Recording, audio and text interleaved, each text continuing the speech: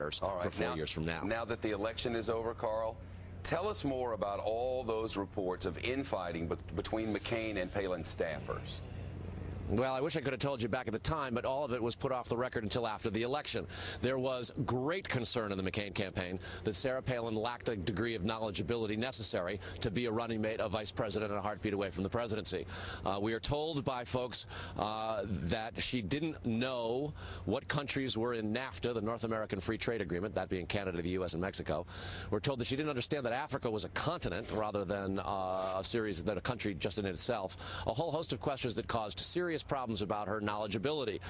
She got very angry at staff, thought that she was mishandled, was particularly angry about the way the Katie Couric interview went. She didn't accept preparation for that interview when the aides say that that was part of the problem, and that there were times where she was hard to control emotionally. There's talk of temper tantrums at bad news clippings. To all of this, she says, she doesn't understand how anybody could feel that way. She says she was done everything that was asked of her, and she bears no ill will to staff.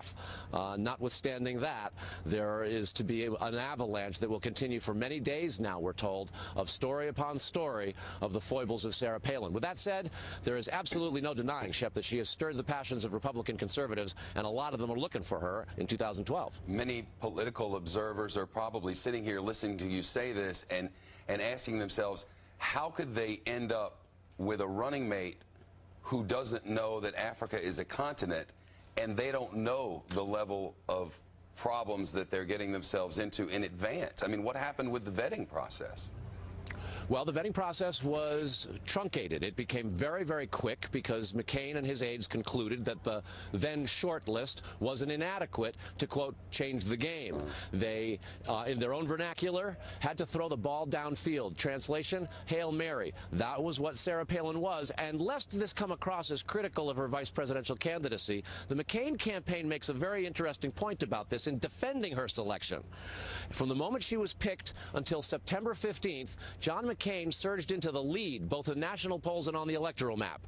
On September 15th, Lehman Brothers declared bankruptcy, and John McCain said the fundamentals are strong. From that point forward, Barack Obama took the lead and never looked back. You know, I was actually in a meeting last night where we were going, before the election coverage began, we were going over the charts of when Barack Obama's numbers actually went up.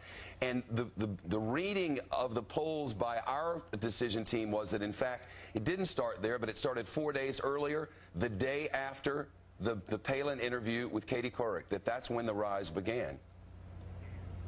And that Katie Couric interview was one that we're told Sarah Palin refused interview preparation for.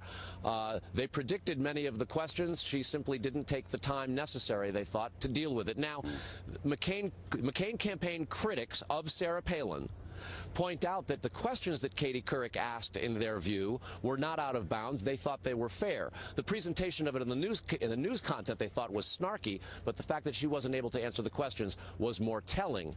Her lack of answers was more telling than the questions themselves.